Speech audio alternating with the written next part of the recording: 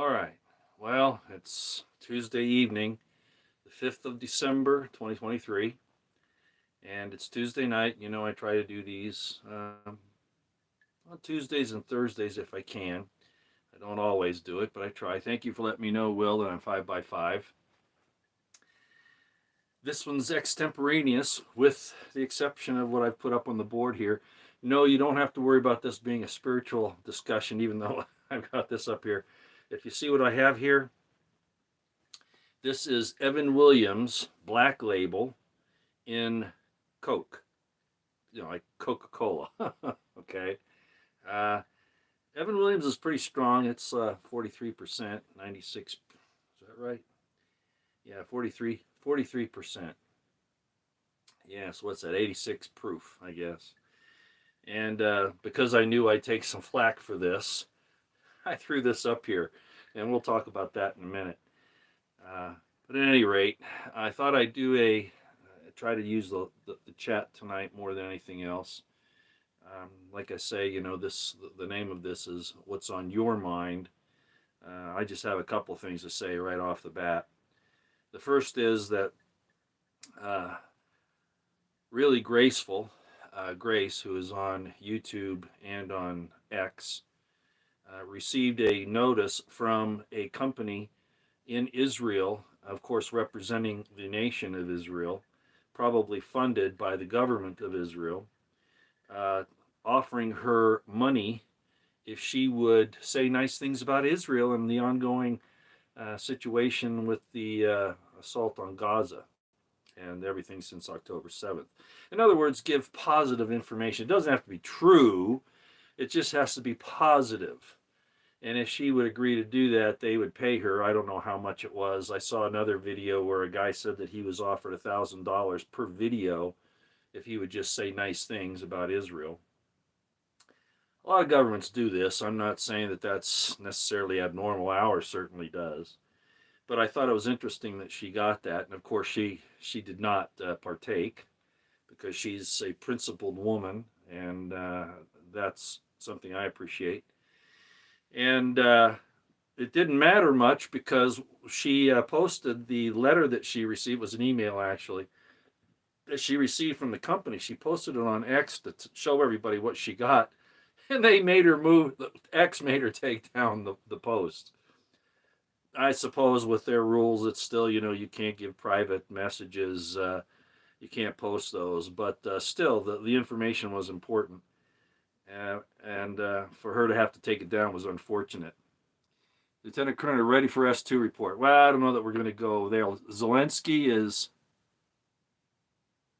Sizey. I'm not sure what you're saying there, but anyway. Like I say, we're gonna let you guys drive this tonight, with the exception of a few things. The first I've already talked about. I want to thank Really Graceful for not accepting that offer. A lot of people do because they don't have principles, or they put money before principle.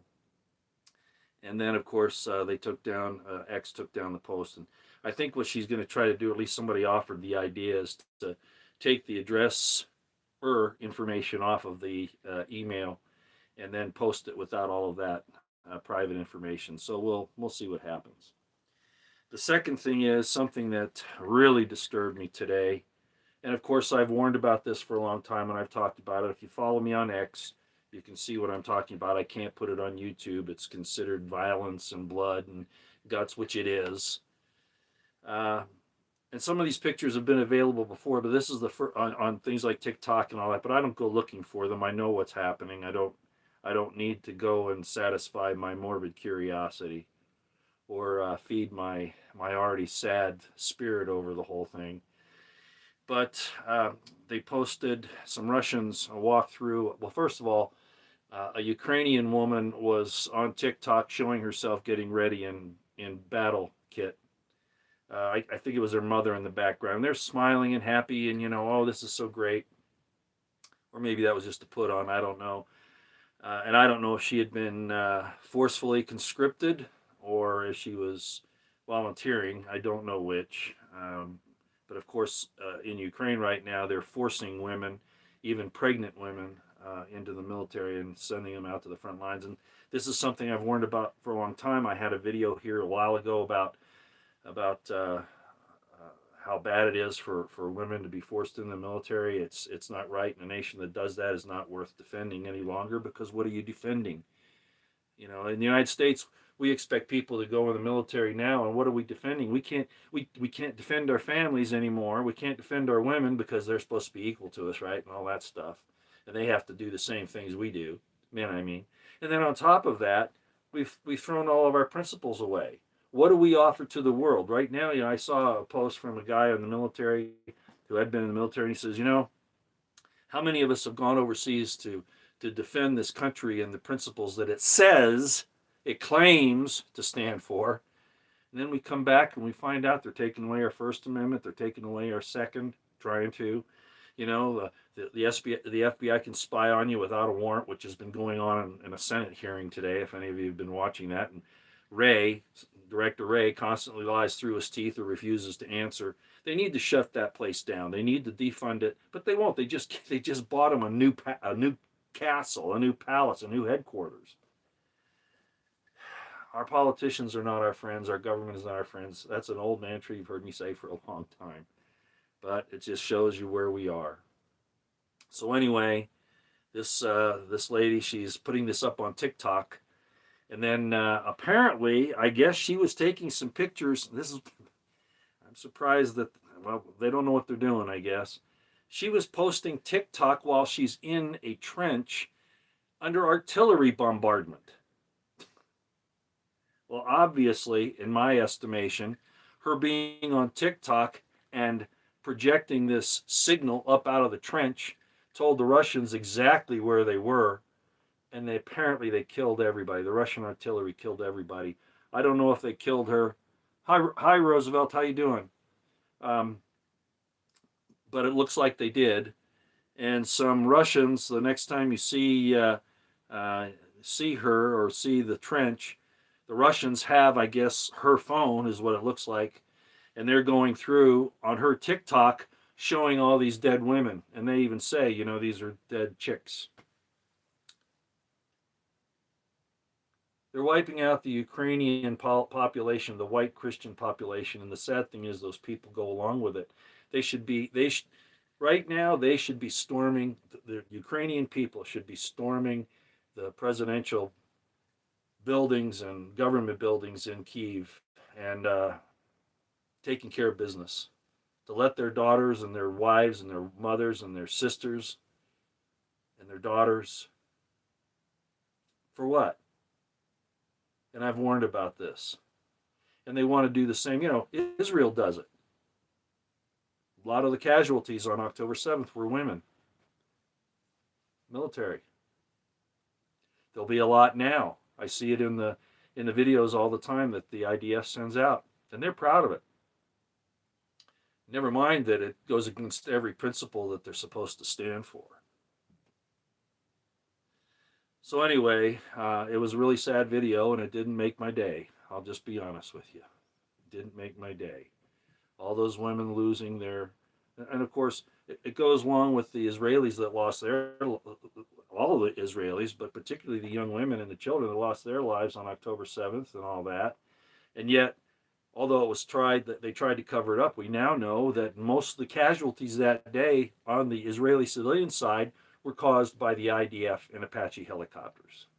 And they tried to keep that hidden for a long time. But it's pretty well known now, and basically they're trying to make excuses for it, and make excuses for mass murder and genocide generally. And I'm not going to get into that tonight, but it's another reason I figured I needed a little of this, and I'm going to explain this a little bit more here in a few minutes. So, you know, there are a lot of claims, especially on the Israeli side, about rape and murder and cutting up bodies and you know things like that. I don't doubt that some of that didn't happen, but as a matter of Hamas policy, I doubt it. Same thing on the Russian side. You know, sometimes that happens, but it's usually a soldier that goes berserk or is a criminal mind.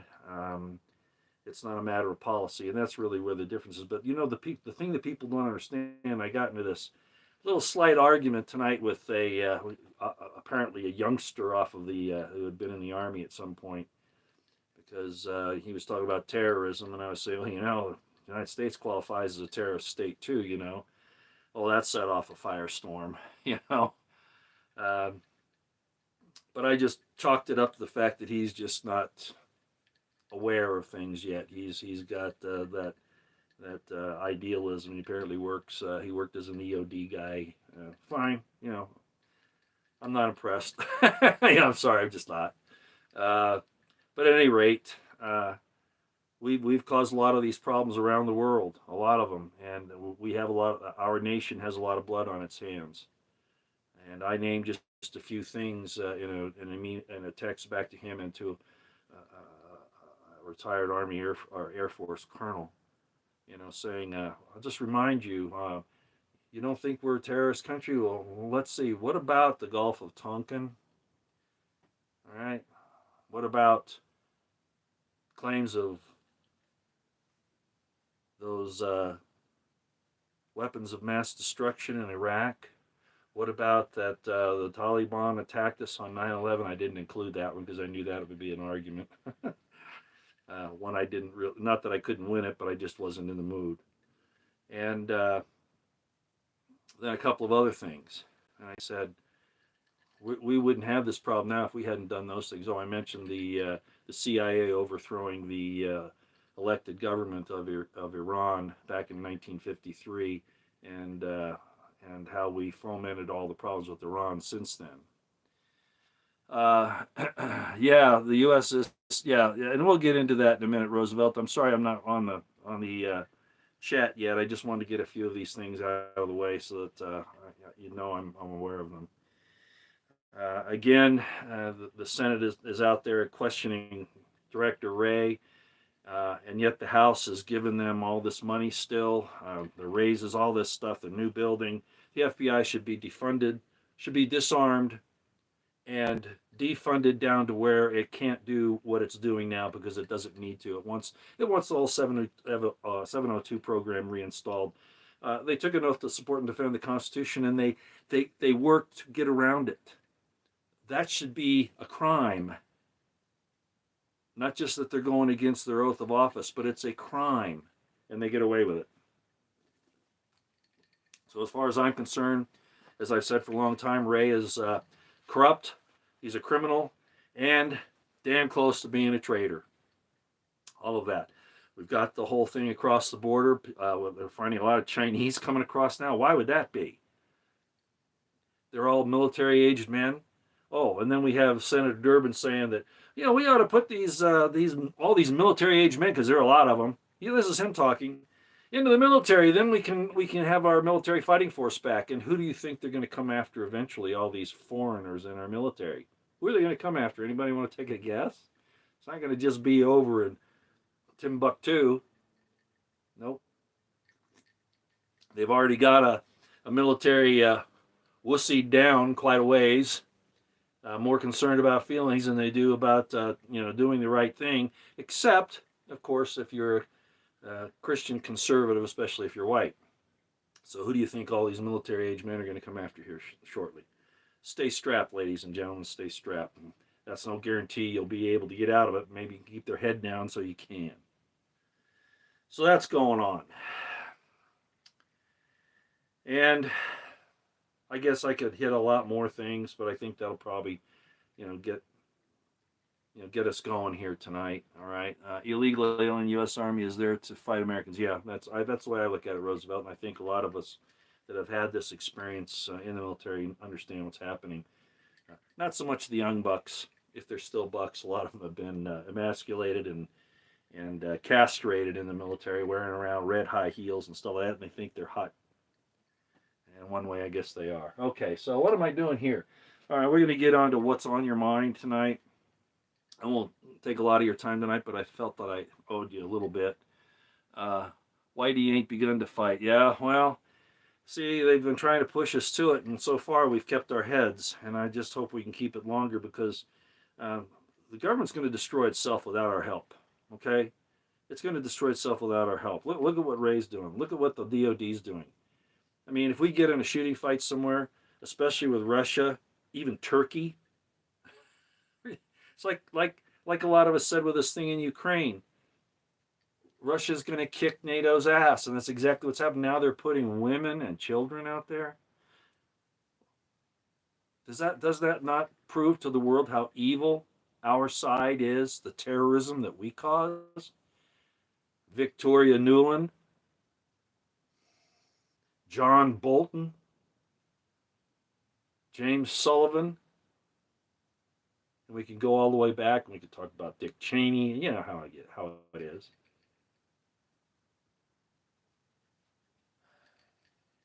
It's sad. Anyway, so I thought I'd get on everybody's nerves tonight who would get on nerved by this, have their nerves troubled, because Roy, you're drinking again.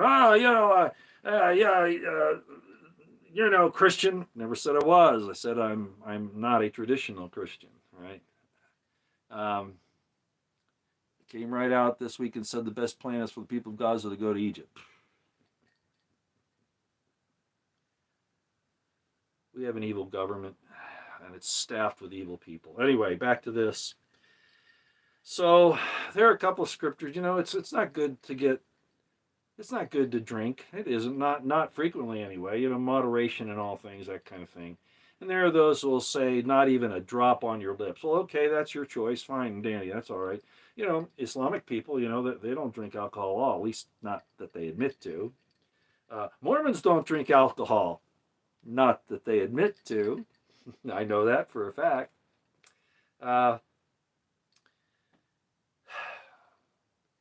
Jews will. Yeah, Jews will have wine and they'll drink, and there's really nothing in their corpus of literature or any of that really prohibits it.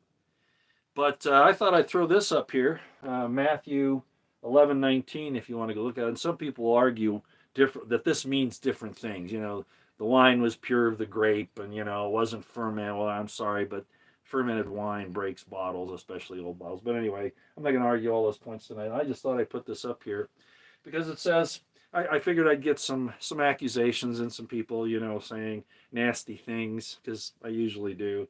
So I put up here, and it's Matthew 11:19. It says, "The Son of Man came eating and drinking. And they say, Behold, a man gluttonous and a winebibber, a friend of publicans and sinners." And what's his answer to these accusations? Well, same as mine. But wisdom is justified of her children. There are some real important things in this particular verse in Matthew. Some things that slipped over from the Old Testament, some from the Torah, as a matter of fact. But I'm not even going to discuss those tonight, but it revolves around this word wisdom here. And then there's Proverbs 31:6-7. I'm not in the process of perishing, at least not immediately. Oh, and there's the battery. I knew we'd go there sooner, so I've got it all set and ready to plug in. This happens frequently, right? So let me plug this in so we can keep going, all right? All right, there we are. But basically, I didn't write it down, but you can go look at it. Proverbs 31:6-7. It says, "Give strong drink to them that perish." Like I said, I'm not in the process of perishing right at the moment, but it's a long-term thing. At least it used to be. It's shortening up now, but and it also says, "Give wine to the sad soul." Well, why would that be? Well, because the alternative is a heart attack. So if you use it in moderation, if you're careful with it, it's probably a good thing. I'm not encouraging anybody to partake, to imbibe, but I'm not going to let your accusations prevent me, okay? Just so we're square on that point. So cheers. Okay. That's all I got officially. Yeah, we could talk about all sorts of things, but I'm going to take your questions now, or what you want to talk about. And normally, I'll have my, oh, there we are. I like to use my laptop, but I was a little lazy tonight again, so I'm going to be up close to the camera lens here, and I apologize. And have these weird. By the way, I need a haircut. Remember, I was growing my hair there for a while. I had a beard.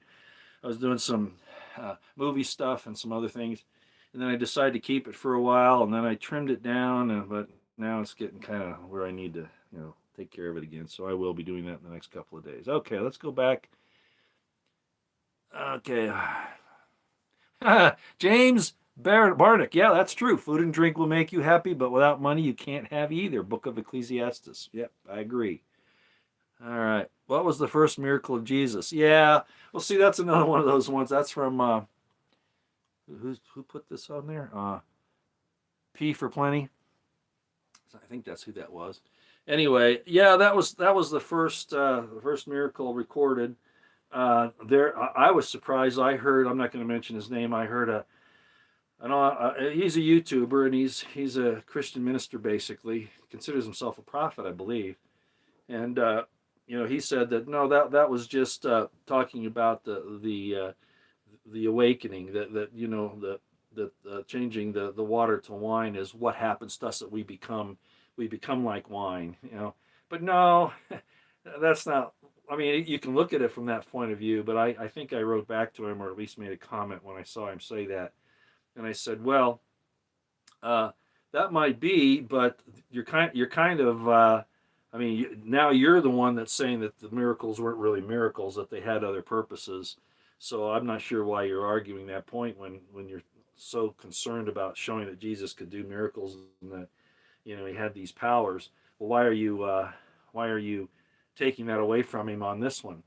So I said that, and then I said, and besides, remember it said that the host of the feast, the master of the feast, who would have been the husband of, or I'm sorry, the father of the bride, he said, you most of the time they'll serve the good wine up front and then the bad later, because you're too drunk to realize it.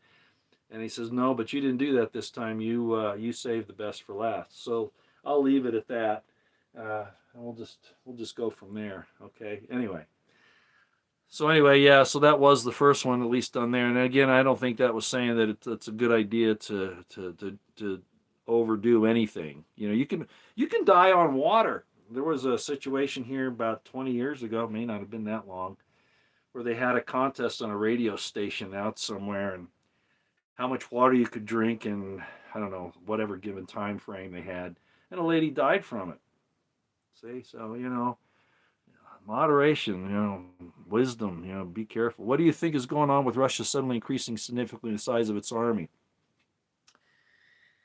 Well, initially, the situation in Ukraine, Roosevelt, as you probably know, was to try to get Ukraine to the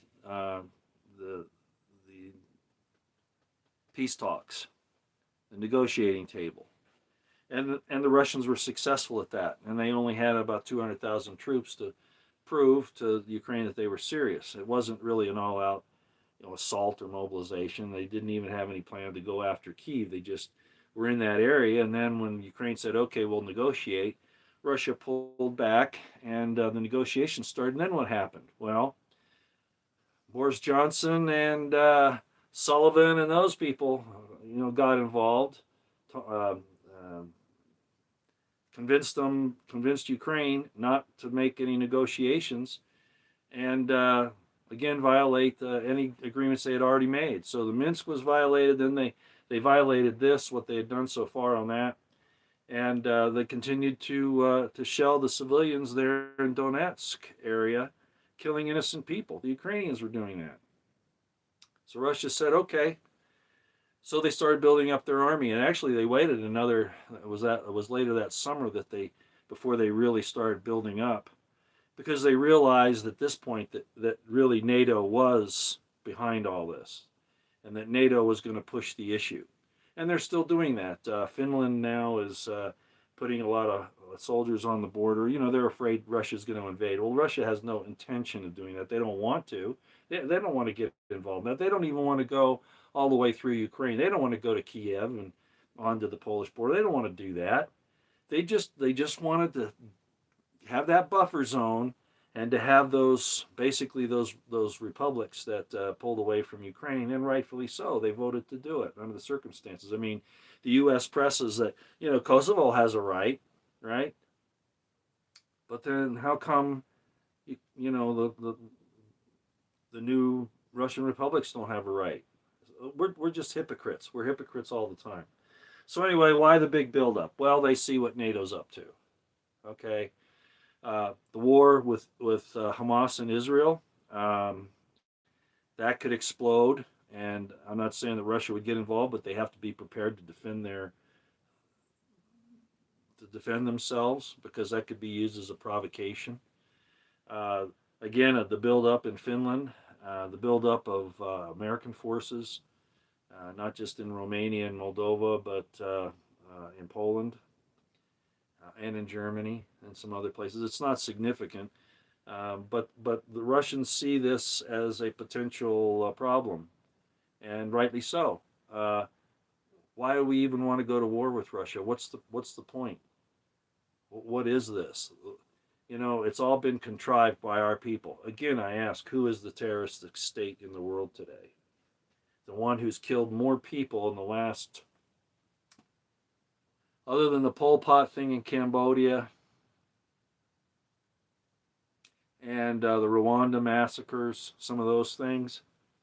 The United States is by far the biggest murderer in the world. Just the way it is. So they have to be ready. So they don't have any interest in invading or conquering anybody. They are going to defend their people and their country. So that's about the best answer I can give you, Roosevelt, at this point. All right. Can you talk about weapons and bioweapons being stored at Islamic and other religious centers? No. I'm not privy to that information. All I'll say is this. If it's in the Western media, 90% chance it's a lie. It's propaganda. If anybody has bioweapons and chemical weapons, it's the West, particularly the United States. What was Ukraine up to? Russia's pointed out that there were bioweapons labs in Ukraine. We didn't deny it. We just said, oh, they're just for research. Yeah, Nuland said that. Everything that comes out of Nuland's mouth is a corrupt piece of garbage. She kind of reminds me of Porky Pig. She actually looks like Porky Pig. Some of you aren't old enough to know who Porky Pig is, but at any rate. So, no, I don't think the Islamists have it, and even if they did, their ability to deploy it would be kind of difficult. There's what the real question is, and this came up in this conversation. I guess you could call it a conversation tonight. Is well, if Iran, was as powerful as the United States and had nuclear weapons, there wouldn't be any Americans left. The Iranians aren't stupid, okay? See, people that talk like that don't really understand the Middle Eastern and Southwest Asian mindset. I studied it for years. I'll give you an example. During the Gulf War, the first one, we had, actually it was the second one, it was the information minister, and I've forgotten his name right now, but the information minister for Iraq. And, he was out there saying, oh, we're slaughtering the Americans at the airport. We're slaughtering the Americans here. They can't get across there because we're too strong. We're killing them here. We're killing them there. And everybody was laughing at him. Baghdad Bob was his nickname from the West. That's what the West nicknamed him. And I saw this, and I went, see, the Western mindset. I've studied this, so I knew what this was. The Western mindset thinks linearly, and I've talked about this before, not the Middle Eastern mindset. They think in circles, and you think that's a bad thing, but it really isn't. Because then you know the end from the beginning, right? Well, Baghdad Bob wasn't saying what they had done. He was giving orders to his army that had thrown down their weapons and uniforms to go underground and fight his guerrillas. We weren't fighting Al-Qaeda in Iraq. We were fighting underground soldiers. What I mean by underground are guerrilla soldiers. That's who we were fighting, not Al-Qaeda.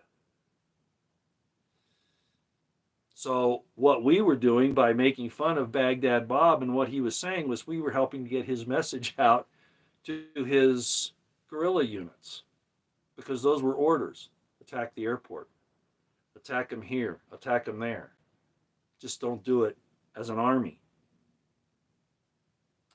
So you got to take those types of things in consideration.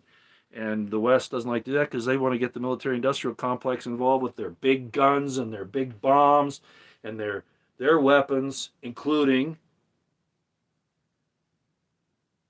chemical weapons, biological weapons. I won't go any further than that.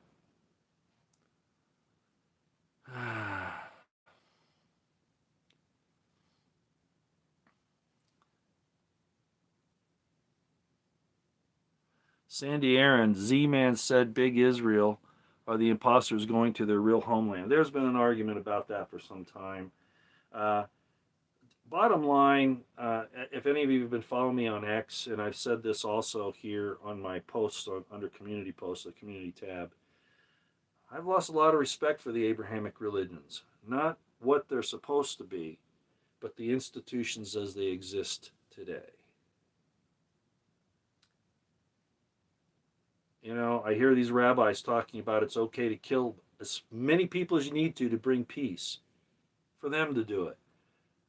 But no, Hamas can't do that. Hamas can't kill as many Israelis as they want to bring peace. The Israelites are looking at it all from their Israelites. And the Israelis are looking at it all from their point of view. I'm not going to name the rabbi that said that, but it's a general consensus. And they even agree with killing all the women and children of the Palestinians, all of them. And I talked about that under the program I did on Kerem, right? And yet, all I see on X are people that want to say, oh, the Muslims did this and the Muslims did that. A lot of times it's made up or they're using some source that's not reliable to try to incite people against, or I should say for, what Israel's doing in their genocide. And that's exactly what they're doing. So I probably didn't answer your question, but I think it's obvious that the Israelis are taking more land. I mean, that's been their modus operandi since 1948. Kick people out of their homes and take their land and their possessions. Kill them if you need to. The whole idea of a greater Israel from the river to the sea actually originated with the Israelis, but now they want to pin it on the Muslims. I'm not for either side here. Do you understand that? I've said this before. I can just see the hypocrisy on both. But right now, the way things are going, Israel is the bad guy. No doubt in my mind. Israel is the bad guy. Yeah, oh, I'm glad you brought that up. Mark Curcio, I guess that's how you say his name. He says, God only cares about people, not land. This whole idea of land, I talked about that in a couple of videos when I was doing my religion series and my Eisenman series. The gods of ancient times were over the land. They didn't think about, other than the Greeks, and even there they tied it to like Mount Olympus, right? The gods were over the land. So the land of Israel was Yahweh's land. The land over in Babylonia, that was for their god. The land up in for the Akkadians, that was for their god. The god of the Canaanites and Abal and Ashtaroth and all those other names that we could sit here and do. They were over the land. So the wars for these supposed religionists now become a war for land because they're still thinking in the ancient mindset. And I'm not talking Christian thought here. I'm talking evolution of our consciousness. Yes, you need land to survive, but God's not attached to the land. No God is. That's just the way the people perceive it where they live when they think those things. So this whole thing about Israel having this land given to them, that's a contract and a history that died long ago. Long ago. And a lot of Jews will tell you that today, those who don't go along with the Zionism in Israel. They'll say, God dispersed them amongst the nations. They're not supposed to have a nation of their own or a country of their own. And there are arguments that could be made on both sides of that. I agree with that one for lots of reasons, which I won't go into here. But this claim about Israel, God gave them that land, and they're supposed to go back to it. And who actually controlled Israel for thousands of years and all this stuff? That's all hogwash. It's all twisting and lying about what really happened. And I talk about it on my religion and Eisenman series. If you want to go listen to that, we don't want to spend a lot of time on it here tonight. Okay, pizza is done. Oh, good. Death is the biggest killer by far, boy. No kidding. Okay, every Jew an Israeli, every Israeli a Jew. Well, that's how they think about it, but that's not how not all Jews believe that.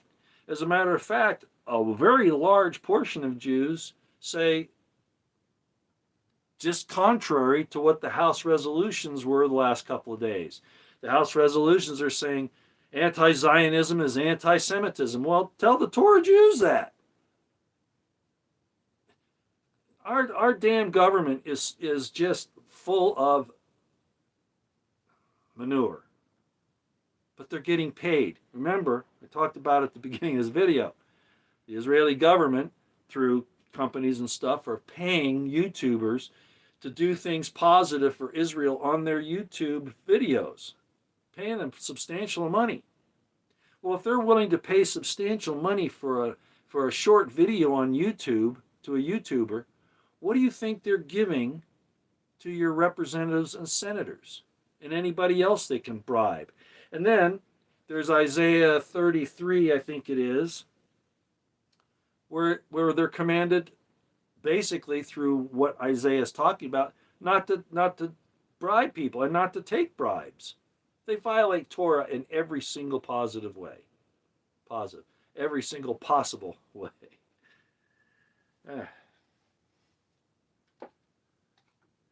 Yeah, I really like the call-in shows that we used to do, but I couldn't really control how much time people were talking, and I couldn't pick, topics. Sometimes I get roped into something that would take a long time to explain, so hopefully this is better. Do you feel like a two-state solution for Israel is a possibility? I know that's being talked about, but I think, a lot of people say that's the best way to go, but that's not going to end the conflict. It might put a damper on it for a while, but remember, I'm calling this the Hatfield and McCoys on steroids in the Middle East. This is a family feud. The only thing that I don't want to see these people hurt, Israelis or Palestinians or anybody else. People should be able to live their lives. That's what we're here for. But no, there are people with agendas on both sides, and I admit that.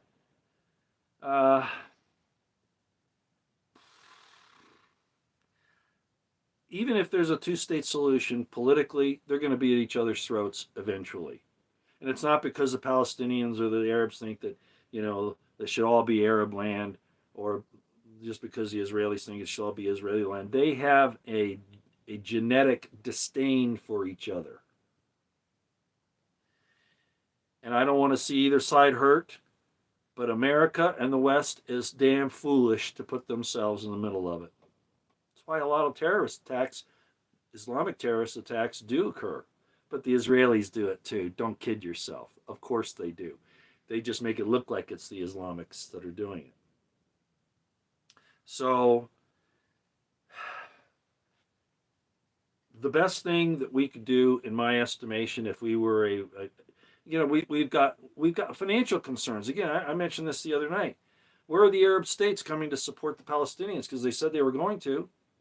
Well, now they're thinking, or maybe they were the whole time, and they were always just kind of being blowhards. Well, there's a lot of money to be had here if we just let Israel take this over and get these little Palestinians out of there who can't really come up with much, and we'll be able to get involved in that gas and oil reserve there off the coast of Gaza, and of course the Middle East there has always been a trade route. Money's probably taking more control than concern for lives. That's always the way it is.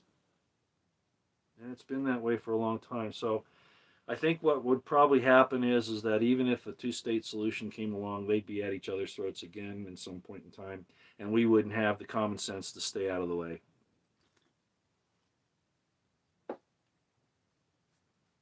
That's how I view it. Yeah, Baghdad Bob. I remember that. Snedley Butler had it right. I even brought him up tonight. Mary's Gold, is that who that is? Oh, Mars Gold, how you doing? Yeah, I brought that up to this Air Force officer tonight. He was saying, oh, this guy's saying that Iran would, if we weren't strong and had nukes and they'd have blown us apart by now. And I said, they're not that stupid. They're not stupid like we are. And Smedley Butler, I mentioned him saying war is a racket. I mentioned just a couple of other things, the Gulf of Tonkin, the claim of weapons of mass destruction for the Gulf Wars and things like that. I could have talked about a lot of other situations. But yeah, Smedley Butler did have it right. And unfortunately, our military, that's one of the things that happened to me. And I've talked about this before. I was at Command General Staff College when the first Gulf War broke out, when the ambassador of the United States told Saddam Hussein that we would not get involved if he invaded Kuwait and took the oil and all that. I mean, he was baited into that. It was so obvious. I saw that in the briefing, and everybody knows about it now, so I can talk about it. So we goaded him in there. Why? We wanted to try our new toys. We wanted to try our new weapons. We wanted to kick ass, even if they didn't deserve it. So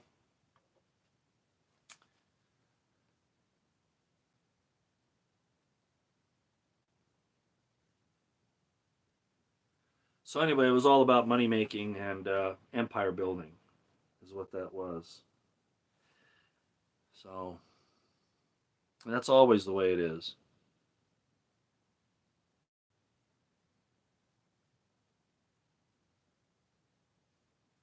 Well, thank you for handling, Roosevelt. Thank you so much for handling that wrench. I sure appreciate it. It's good to have a mod on here who can kind of ease things up. And I don't warn you folks, when I'm going to come on all the time.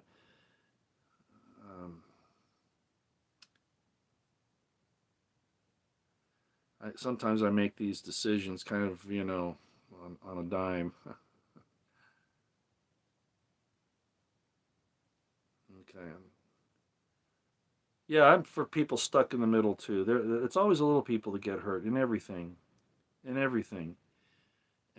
yeah, that's the other thing. I might as well say it. There are going to be people that don't like it here, but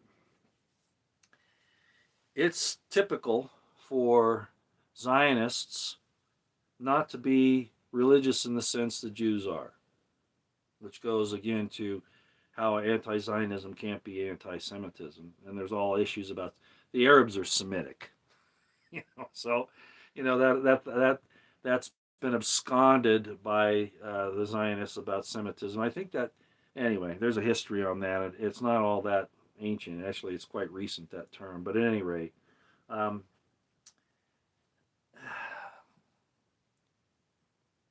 it's. Let me find out here where.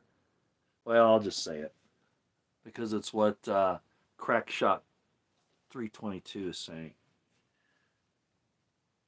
And I mentioned this on X, and I kind of mentioned it on a YouTube video a few days ago. In reality, the Zionists worship Moloch, Baphomet, and Baal, and to a certain extent, Ashtaroth. They'll accuse you of worshiping those and say, therefore, they can kill you. But, in fact, they do, and their actions prove it. Their actions prove it. I pointed out also that, that the Torah is often cited, not in a vacuum, but bent towards what people want it to say, for their agendas. And I talked about some of the rabbis that I've had issues with and things like that. But I talked about one specific situation that happened that raises a lot of questions. Hezekiah, one of the kings of Judah, was tearing down the holy places of the northern kingdom Israelites, who Hezekiah says they were worshiping the false gods of the Canaanites. That's what he says. Okay? I question a lot of this. For the same reason I question why David moved the Ark of the Covenant from Shiloh to Jerusalem. But anyway, So that's Hezekiah. Well, he has a son by the name of Josiah. Now, I know people are going to say, there's no J in Hebrew. Okay, I know, but let's just talk about it so people can find it, okay? Josiah. He's Hezekiah's son. And I talked about this. All of a sudden, the scribe comes to the high priest and says, hey, we found this book. It's the book of the law. You need to take a look at this. What? I thought they already had the Torah, all of it. Now, some scholars say this was just the book of Deuteronomy, but regardless, the point is, the high priest says, oh, yeah. Remember I said, beware the priests? The priest goes, yeah. Go and show that to the king, King Josiah. So he goes, the scribe takes it in and shows it to Josiah, and Josiah says, oh my gosh, we've got to do this right. We've got to start doing even more of this. You see the political aspirations occurring here? What was really happening during this period of time? I don't think we're getting the straight story, even in the Bible. I mean, it's a political statement for the tribe of Judah. So if they didn't have the book of the law until the reign of King Josiah, what the hell was David doing? Right? There are problems. Lots of problems.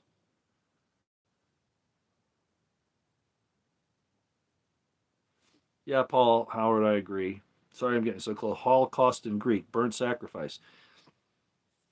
Um, Actually, it's used in the Greek too, but it's also a Hebrew term, and yeah, it means burnt sacrifice. And who first used it? The Zionists, describing what the Germans did in World War II. Well, who are they a burnt sacrifice for and to? These people sacrifice their own for their agenda. If they think that they can get their agenda through by sacrificing their own people, they will do it. And they will make a burnt offering to their God, who is really Moloch. Some people say, well, wait a minute, Roy. Wait a minute. Didn't God, Yahweh, tell Abraham to take his son and put him on an altar and kill him, and then he was going to burn him? Okay, well, let's go along with that story. Didn't happen, did it? What was the real reason for that? Well, people will say, well, that's a similitude of God giving up Jesus later. Well, there's another thing here. Abraham was a Sumerian. And despite the fact he wanted to know God, and I'm making an excuse for him here, okay? I realize that.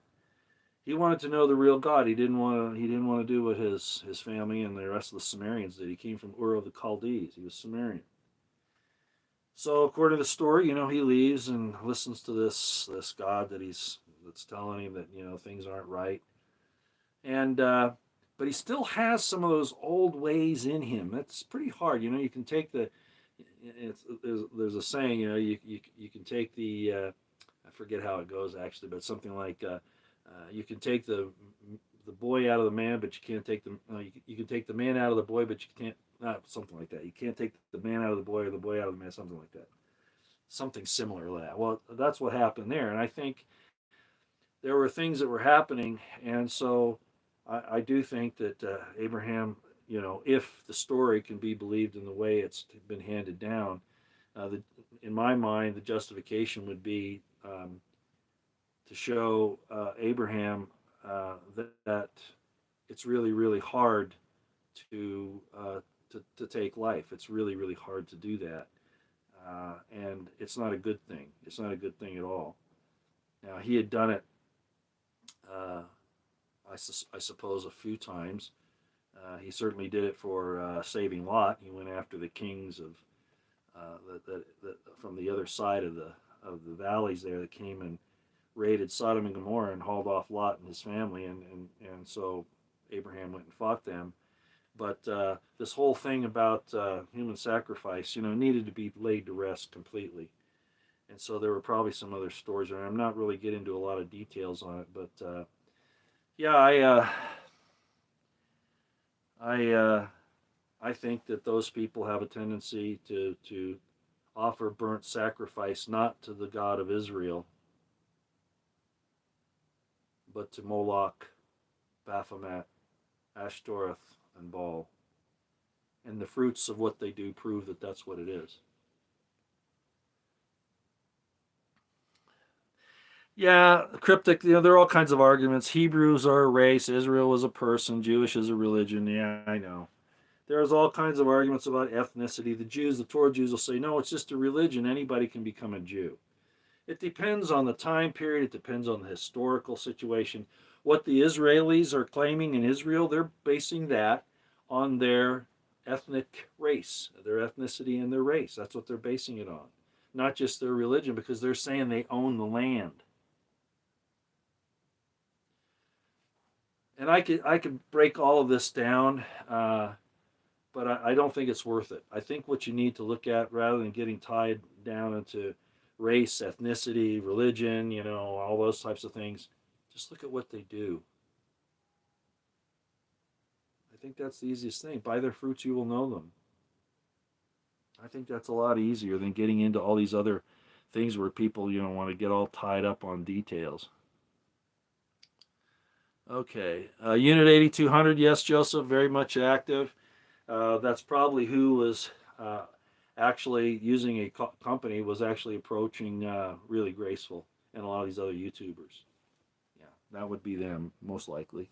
That's the kind of thing they would be up to. That and doing our attacking our water.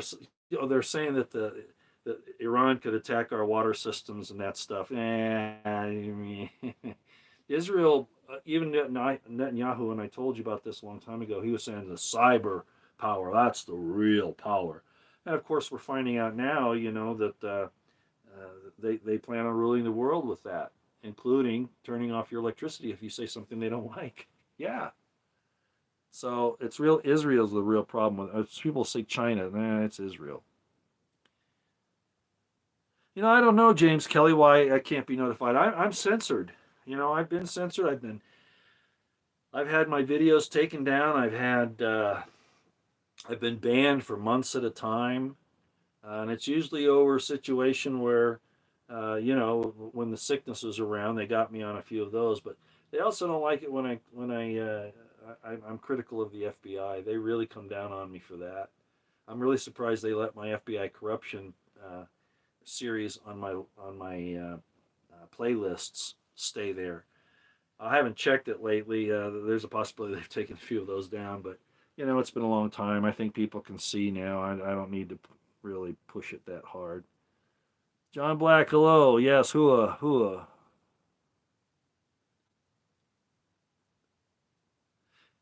Yeah, I think you're right. The WEF and the IMF and all those people are definitely involved in buying off our politicians and a lot of these places.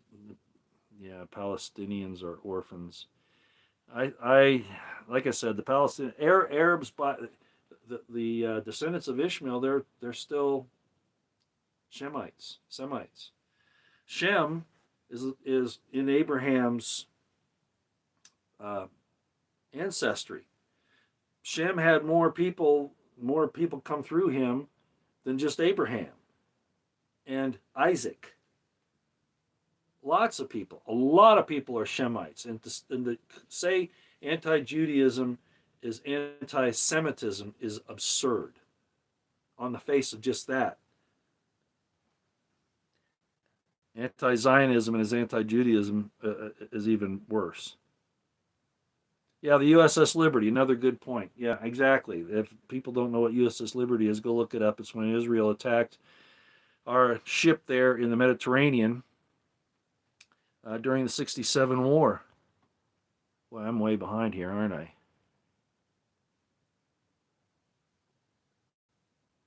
Yeah, Israel named its Roosevelt. You always know some good stuff.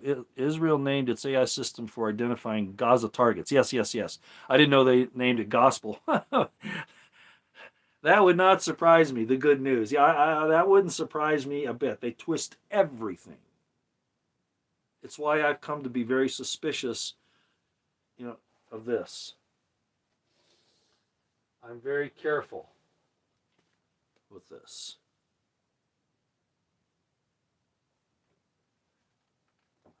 As most of you know, I do not consider it to be the inerrant, ineffable Word of God. No, no, no, no, no. Not at all. All right. Like Carrie Richardson, standing foot. Carrie Richardson, I believe so. And my beer belly is gone at my 2 month mark. Oh, so you've been doing some dieting or some health. Roy, why did you shave? Well, it's like I said, I grew it when I was doing some of these other things along with my hair. Trimmed up my hair, and then I kept this. And it just got to the point where it was just bugging me. I was getting dried skin under it, and I don't like using beard oil because putting oil on your face. I didn't want to do that, so I struggled with it after it really started flaking and stuff underneath, and then I finally said I've had enough. So I wasn't hiding or trying to get away from anything like that. Yeah, Sandy Aaron. Yeah, did Sarah die when the old man told her Abraham killed Isaac? Uh, mm, no, not exactly. That's not how I remember it. My understanding is that she got sick when she realized that what was going on, but that then when she heard that Isaac was actually alive, she became so excited that she had a heart attack and died. That's the way I remember it. That's how I remember it.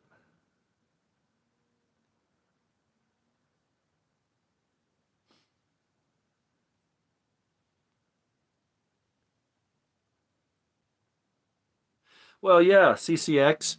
Yeah, this whole October 7th, it really changed. I mean, look, it took the concentration off of the failures in Ukraine, off of the banks failing here in the West.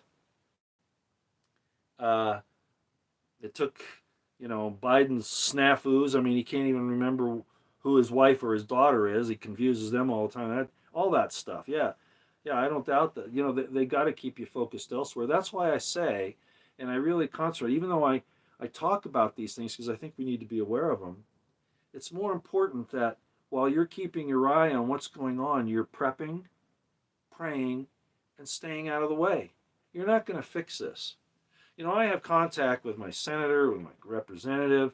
I have contact with, local people and all this kind of stuff. Most of them just don't give a damn what you say to them. They've got their agenda and they're going to do it. I don't see us changing it. They're going to destroy everything. I've said it for a long time. The people in power would just as soon destroy everything than give up power. And unfortunately, that even goes down to your water meter reader. It really does. It's really disgusting what's happened. These people are, all of them. And I was a cop. I got paid, and I was a military officer, so I got paid by the taxpayer, supposedly, and all that stuff. But then again, my loyalty was to them. It wasn't to the IMF and to the World Bank and to WEF and the WHO or even the President of the United States. My oath was to the Constitution. Legal man would say, well, that didn't do you well, did it? Well, no, it still isn't, but still, the principles are what I stood for. And the people that were paying me to keep them in a situation where they could prosper and stay alive, I worked for them. I really didn't look at it any other way, which got me in trouble more than once, I might add. Okay, well, we've been doing this for almost an hour, and I just want, oh, really? Hamster Loin 85D. I read your book. It's chill, pretty hot content. Love it. Which one? Was it The Crimson Thread? Or was it my biography, my autobiography, Hamster Lion? If you're still here, maybe you could tell me which one it was, because I can't imagine either one of them being hot content. I mean, I could have made my journal, my autobiography. I could have made it really juicy, and I don't know if you know, but the auto. Okay, so you read the? Oh, really? Well, they want me to write a sequel from the end of that one, from basically '96, which I include in the newer edition, which you guys know where to get it. Apparently, I've shown that quite a number of times. I don't really want to do it tonight, but the publisher wants me to do a sequel where I ended my first one and to bring everything up to date. And I've sat down a couple times and tried to do it. Talk about juicy. Uh, you wouldn't believe it. I mean, the things that have happened since '96, I would say probably overshadow what happened from my earlier days to '96. Yeah. So, but I'm still wondering about that.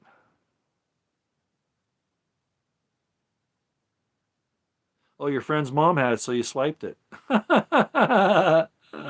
Well, that just shows you she didn't think too much of it, right? If she didn't know it was gone. It's hot. Let's see. It's hot. A good read before. Okay. Well, I'm glad you liked it.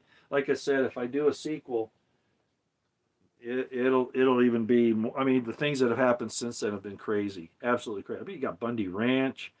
You got the IC chasing me all over the country, sending honeypots after me. I mean, it's crazy stuff that's happened.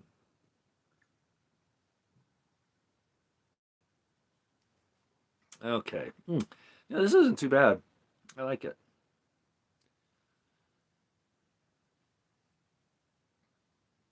Oh yeah, Audrey Robinson. Oh yeah, we have underestimated Iran. Oh, absolutely. Iran's a formidable power. Formidable power.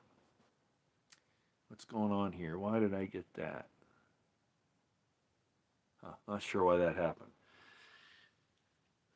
I think we're still charged. Hopefully, I'm not going to lose you here. I don't know. Oh well. I guess I got to end this pretty soon here. Yeah, Iran's formidable. I mean, they could take out an aircraft carrier or all of them. Uh, uh, it's not a cakewalk, absolutely. But I don't think Iran's interested in a fight. Not really. It's like I said here a few minutes ago. There's a lot of rhetoric in the East. We use rhetoric all the time. We use a lot of drum beating and saber rattling, and it doesn't mean we're going to be able to accomplish it. So I think we could get along with Iran and with Russia and with a lot of people if we just stop sticking our nose in everybody's business and trying to build empires. Victoria Nuland should be run out of D.C. on a rail. Matter of fact, she needs to just run, period. She needs to lose about 300 pounds. God, I think she's about next to Hillary Clinton. I think she's about one of the most disgusting females. I'll call her. I don't want to even call her a woman I've ever seen. Okay, I don't know what these notes are that are coming in. Maybe my charger isn't actually charging the phone, so I guess I better go. But I thought I should come on tonight and just give you a chance to ask a few questions and talk to each other and that kind of thing. Uh, and it's wow, it's Christmas season too. I know. It's a pagan holiday. What you do. I still enjoy the time. I have a little sauce. I visit friends and family. We tell each other how much we appreciate each other. It's a good time. It's kind of made for that. Um, so I still like it. And I like Christmas lights. I really do. A few years ago, I used to go around the neighborhoods and take pictures, video of the very best ones. I don't do that anymore for a reason I can't explain it right now. Probably never. Somebody got a little upset about it. Actually, I got in a little bit of trouble. But I didn't do anything illegal. It's just that I think they thought I was casing their house or something. I don't know. I was just telling everybody how wonderful their stuff looked. So I don't do that anymore. It's everybody's suspicious. I mean, women especially. It's horrible. Women. You go up to talk to a lady, and then they, oh my gosh, are you an axe murderer? Well, you're so weird that you talk to me. Why are you doing that? I mean, it's really strange what's happened. And I know guys are hiding out in their basements playing video games. They're afraid to talk to women. I'm not afraid to talk to women. It's just I've noticed a real change in the last, well, yeah, last decade. A big change. Okay, I think I might be losing power here, so I better go before I can't upload this video for you later. Uh, Things are getting tough. I don't know how soon they're going to kick in these military age men to start doing things to us. I don't think, and even if they do just put them in the military, which is wrong. Anytime you have foreigners go into your army, it's a bad deal. Bad. The Romans You know, they found that out, and I'm surprised that our dumbass politicians don't read history.